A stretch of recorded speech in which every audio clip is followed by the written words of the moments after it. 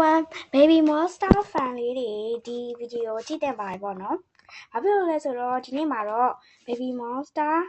concert ရဲ့ ID လေးကိုပြောပြပေးသွားမှာဖြစ်ပါတယ်။ဗီဒီယိုလေး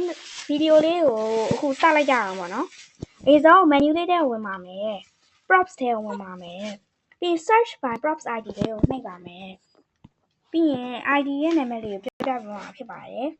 ။ ID ရဲ့နာမည်ကတော့831ခွန်1333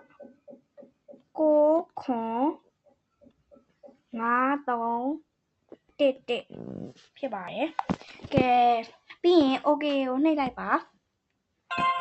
အခုဆိုရင်ရပါပြီ Baby Monster ရနော်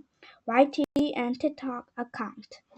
Sakura concert လေးဖြစ်ပါတယ်။ download လေးလုပ်လိုက်ပါ။ download လုပ်နေတဲ့အချိန်ဒီကချက်ချင်ကလေးကိုနှိပ်လို့ရပါတယ်။ဒီကချက်ချင်ကတော့နှိပ်လို့မရပါဘူး။အဲ့တော့ခဏလေးစောင့်ပေးပါ။ကဲအခုဆိုရင်ရောက်ပါပြီ Baby Monster concert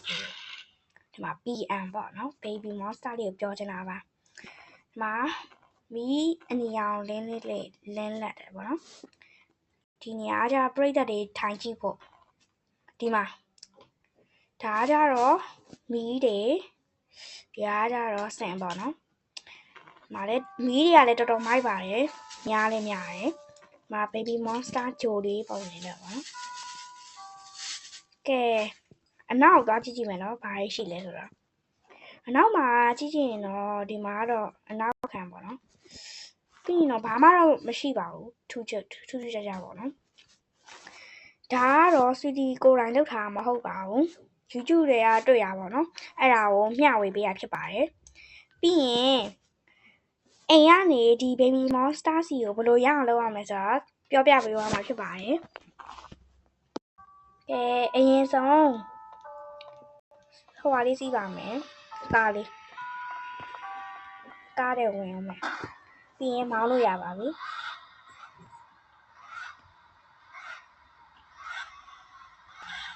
။ဒီဘက်တောင်းမယ်ပေါ့နော်။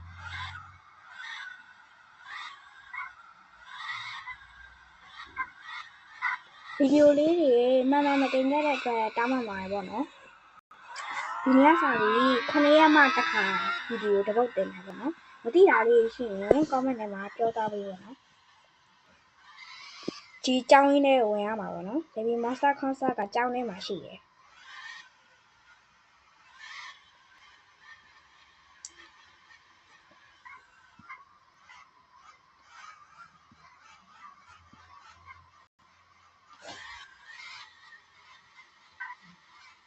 ညလေးကားလဲဟိုဖြစ်အောင်ဒါတော့ Baby Monster concert လေးကိုရောက်ပါပြီ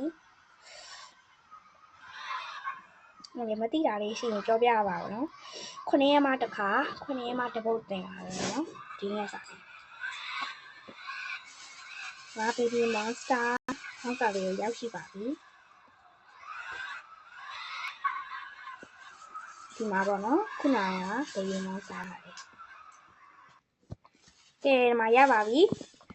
ဒီဗီဒီယိုလေးကိုအဆုံးထိကြည့်ပေးရတဲ့အတွက်ကျေးဇူးတင်ပါတယ်ပေါ့နော် like and subscribe လေးလည်းမလုပ်ခဲ့ပါဘူးပေါ့နော်ကဲအားလုံးပဲပါ